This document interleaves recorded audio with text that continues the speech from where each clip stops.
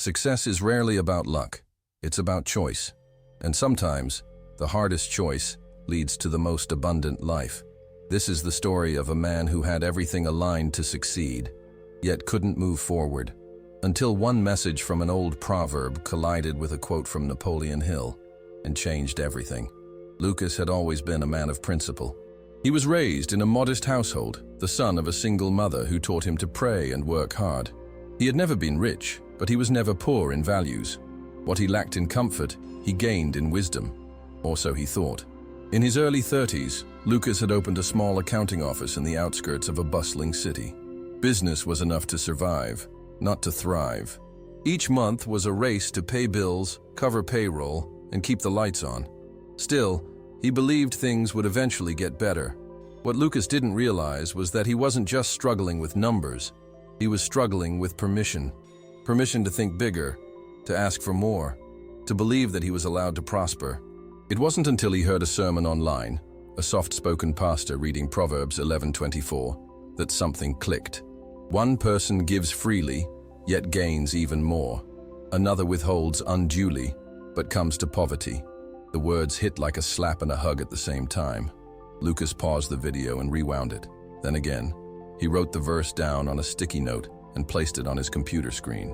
The next day, he added another quote, this time from Napoleon Hill. "The man who does more than he is paid for will soon be paid for more than he does."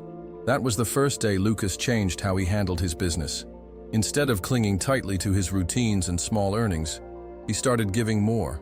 Not money, but time, effort, service.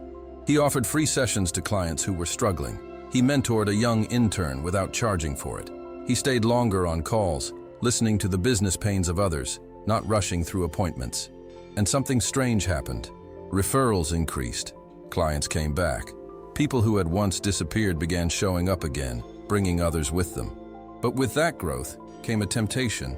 A major investor approached Lucas. "I like what you're building," the man said, "but it's too slow. I can fund you. We'll triple your size in 6 months. Under one condition, I control the direction. You become the face, I become the engine." It sounded tempting. Lucas spent nights praying, thinking, doubting. He was tired of struggling, tired of scraping. This was his moment, wasn't it? Then he remembered the verse. "Whoever trusts in his riches will fall, but the righteous will thrive like a green leaf." Proverbs 11:28. And another quote, scribbled in a notebook from Hill, "More gold has been mined from the thoughts of men than from the earth itself." Lucas closed his eyes and asked one question, "Do I want to grow fast, or do I want to grow right?" He said no. The investor left with a smirk. But Lucas didn't lose peace. He gained clarity. In the weeks that followed, Lucas's conviction deepened. He began a small online series called Wisdom for Entrepreneurs, blending Proverbs and Hill's teachings into bite-sized lessons. He didn't have a big audience, but those who listened returned, and they brought others. One woman wrote, "Your message gave me the courage to start over at 47. Another man shared, "I used to believe success was for others, but your words showed me otherwise." Lucas had become something he never set out to be. A mentor, a voice, a guide. And it all began not with a business plan, but with a principle, that giving opens doors money never could. Months passed. Lucas's life looked nothing like before. His office had expanded, yes, but more importantly, his vision had grown. He was no longer chasing success. He was cultivating significance. Every week he'd start his Monday by writing 3 cards, one to someone who inspired him, one to someone who needed encouragement, and one to himself. Each card carried a proverb and a reminder. Above all else, guard your heart, for everything you do flows from it. Proverbs 4:23. And on the back, he'd write a Hill quote. Every adversity, every failure, every heartache carries with it the seed of an equal or greater benefit. Then came the day he was invited to speak at a business accelerator backed by a major investment firm. The room was filled with sharp suits, pitch decks, and fast talkers. Lucas stepped up with nothing but a story. He shared the florist's miracle, the investor he had turned down, the Zoom sessions, the old man at church, the handwritten notes. And then he said, "You can scale your revenue, but can you scale your integrity?" Silence. Then, Thunderous applause. A few days later, Lucas received an email from the head of that investment firm. "We've been rethinking our mentorship model. Would you help us build something deeper?"